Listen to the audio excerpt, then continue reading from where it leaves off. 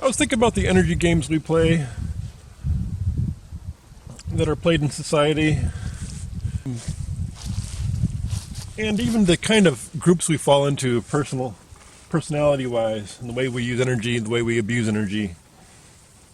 And this is mostly about individuals, but you can think about it also in terms of couples, a clique of friends, any kind of social economic group.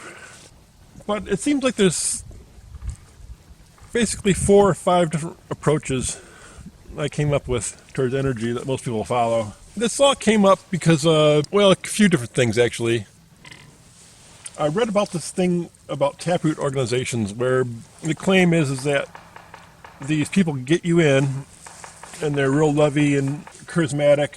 They build the emotion, and usually there's a spokesman in the couple, and then the other more quieter person in the couple kind of does the energy work. And there's a term for that. It's escaping me at the moment. But the silent partner doing the energy work in the background, not so silent. Usually they're organizing and you're kind of a cheerleader function almost. But the claim is that they hook you into their network. They hook you into their root system, all these new members. And when you get hooked into this energy system, you feel the energy and love and good tidings of the group and all this energy that's been pulled up and marshaled up. Everybody gets a boost out of it, gets kind of a rush out of it. But the claim is that, 2 or 3 weeks later and ongoing for the rest of your years, as long as the connection lasts, that connection is actually pulling from you rather than giving you energy. It's now reversed itself. So it's like investing into an oil field and spending money and putting up oil rigs and pumps and all that stuff, all that hardware. And now you're going to sit back and get that wealth back from that field that you've invested the money into, which is kind of what people claim happens with some of these groups. The vibrant spokesman, the energy worker, usually the partner and they work together in cahoots to rope you in and put you in their energy sucking mesh. That's the claim. Anyways, energy types, the way we abuse each other, use each other, everything we do basically. If you go put someone down, it's just like taking your ladle and stealing from their bucket. So the bucket and ladle story I've gone through several times. We each have a bucket, we each have a ladle. In reality, we have several buckets of different types, But let's not get into detail. Let's just call it one bucket of chi, of good energy. Sometimes we see someone in need and we dip into our own bucket with our ladle and we give it to them. Giving sympathy to a friend, giving solace to someone, or any of that kind of stuff. So sometimes we voluntarily dip into our own bucket, pour it into a neighbor's bucket, help them out. Charity. The other is people who are stealing from your bucket. Put down. They have fun at your expense. Insults. Anything that gives you a charge at the expense of someone else. It's pretty much like taking your ladle and dipping out of their bucket and stealing some of their chi or their good energy, their whatever you want to call it. So it's all these games we play in between each other. So the Eternal Warrior, it's one group I kind of came up with. People with strong eye contact, kind of a us versus them mentality. You want to be one of the them, you don't want to be one of, you want to be one of the us, you don't want to be one of them. They perceive themselves as countering attacks upon themselves. I'm like this because I'm countering all these people who would otherwise steal, rape, rob, and abuse me. So it's a defensive thing. The neighborhood watch, the watch guard. These categories kind of don't really fit into the things. They kind of do. They tend to be politically connected, socially connected. Charity workers, into charity. Emotionally connected, it kind of goes down to the sunny people more.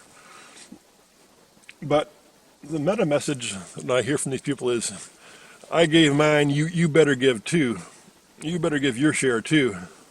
I expect you to do your part. Then there's the sunny people. I've got a smile for everyone. These are the real pleasant, charismatic people that everybody's attracted to. Almost everybody's attracted to. smile for everyone. Easy to talk to. They'll may start a conversation if you don't start it. If you do start it, they'll be easy and enthusiastic. They're charismatic, often good-looking people. They draw on crushes. They allow several people to fall in love with them. They're the kind of attractive person that people love to fall in love with. Even though these people may have a sexual preference, for males or females, they'll allow both males and females to hit on them, at least to a point. So they kind of draw on the energy of crushes that people have on them. They have many sticks in the fire. They, with different people and different plans and projects. Then there's the psychic hermit. They'll tend to give you little eye contact to avoid your gaze. They have a limited circle of friends, limited social contact. They may not even be on social media. They tend to be agoraphobic. They tend to be opinionated, and often they're the mystics. Just let me be. But why can't I find love? Kind of that contrast there. And I was going to write something different here, kind of like I'd rather just stay home. That's kind of the lazy aspect of this psychic hermit, though. There's a lazy aspect of it, then there's the timid aspect of it, or a combination thereof. Or there's the ones who have seen everything, done everything, and they just don't care. Apathy. So that can kind of go in there. The status stuff more goes with the scavengers, but it kind of fits between these two as well. The scavengers I kind of came up with last as an afterthought for people who didn't really fit into these forests. Thinking about people who just kind of go along with everything. They're the middle of the pack people. They're the fill-in people, as someone referred to them. They're not the first to be picked for the sports team. They're not the last to be picked for the sports team, in school. They're the people who fall in the broad middle. The people without strong opinions. They're just trying to live their life and get through. I put sycophants in here because there's a lot of these people who they look to a leader. They'll be in a clique of friends. And they'll just be kind of there as the scavenger, to pick up the crumbs, pick up the laughs. So then the last one I came up with was the psychic vampire, and we've all heard about psychic vampires. They tend to be the blamers, the people who feign victimhood. Oh, poor me. The people who feign offense at everything you say. You have to be you have to be real careful walking around them like you're walking around glass so that you don't offend them. And, they'll joke with you, but you joke back to them and they get all pissed off. They'll take offense to something you said. Turn it around, anything they can do to, put you on the defense, basically. It's kind of odd. They accuse you of being on the offense and in doing so put you on sort of a strange defensive position. And, of course, feigning neediness. I hope the wind isn't kicking up too bad. Feigning neediness where, maybe they do have some genuine needs, but they really pull on the pity, And they really show you their need, and they don't camouflage their need or hide their need. They show their need, they talk about their needs, and they really want to be an object of pity.